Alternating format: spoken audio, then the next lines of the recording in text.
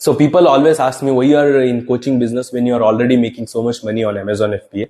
So the first reason is, so as Amazon FBA, the barrier of entry is very low. Just like everyone start, I also started and I was expecting early success, which is very unlikely in online business. So I had to learn several strategies from other people who had done it successfully, buying their courses, watching their contents, taking their paid programs.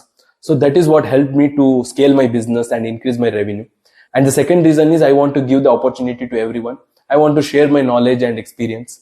So I was just a guy. I had made around 30 videos, Amazon FBA tutorial videos. I was just sharing my experience and strategies that I am using in my business. I did not concentrate much about editing, thumbnail and all in my YouTube videos. People watched it and they themselves asked for my own paid programs to have a back and forth conversation with me. So I see a lot of actually my college mates. We work hard, almost 20 years studying and investing a lot of amount in universities. Then they end up in 9 to 5 job, living paycheck to paycheck.